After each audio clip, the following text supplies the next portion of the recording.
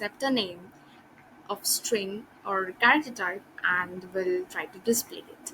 So in C, any program will start with declaring with attaching the header file. Stdio.h is the header file here. And then we will declare the int main function. This is the main function of C. This is from where the execution will start. There may be different functions, user defined, or any of that sort, but the execution will always start from main no matter where it is in the code. So in main, we start with declaring a variable of character type with that will be able to take 100 characters. This is necessary that we declare a character array in C before we proceed, and we have to always give it a fixed number of size. Printf is a function that a built-in function that will help you display any message. Enter a name, and each statement will always terminate with a semicolon. Please take care. Scanf is the same as input. Like printf displays, scanf takes an input from the user.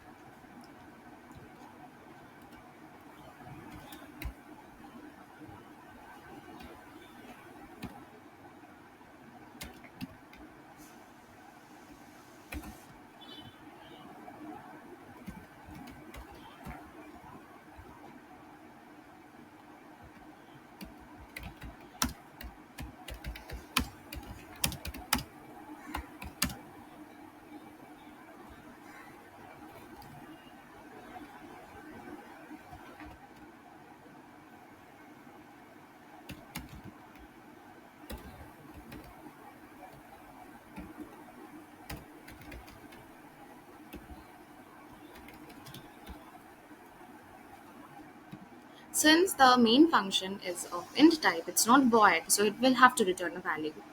And we are returning 0 here. And I think the rest is pretty obvious. The name is taken as an input in this line number 7, and in line number 8 it is being printed. Let's see.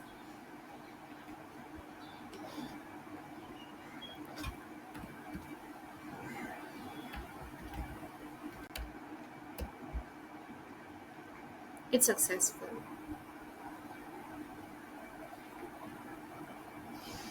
Print the result. Here we will need another additional header file, that is string.h, as you can see in line number 3. In the main function, we begin with declaring two variables of character type of size 100, that is str and reversed str. In reversed str, we will store the reverse form so generated, and in str we'll take the input as we have done in line number 9 and 10. In 9 we have printed a message, and in 10 we have taken the input of a string into str. In line number 7 we have merely just declared some variables we'll need later. In len we have stored the length of the taken value of string.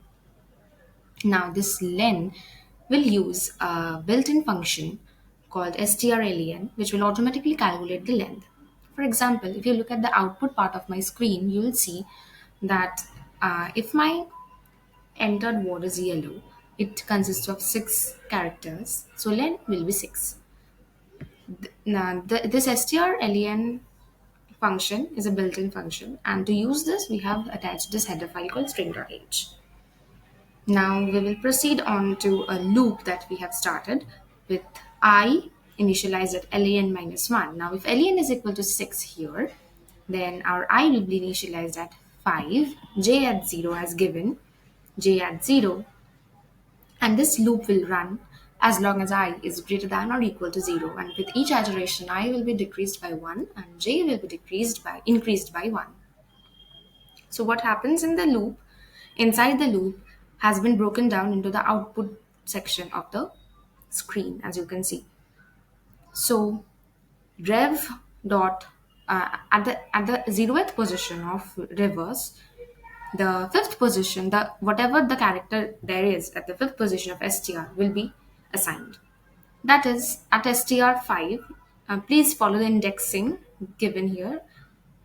At str5 position, we have w, and w is assigned to the 0th position of ref, and this loop iterates till I is equal to 0. Please note that this loop is supposed to run as long as I is greater than or equal to 0. So when I is equal to 0, this loop will also run for the last time, where y, that is the first letter of our original word, is assigned into the reverse array, which is as its last character. We break off from the loop, and then we remove any space that might have been created in the reverse array. Then we print it, and then we return 0 because it has a return type of int. So we will see, if we place it sequentially, we will see from 0 to 5, we have got the reversed order of our original word in the reversed array.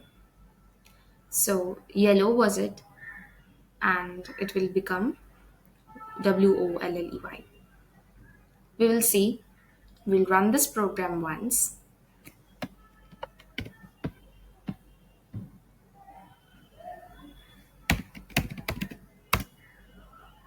It's successful. We'll run it again with another word.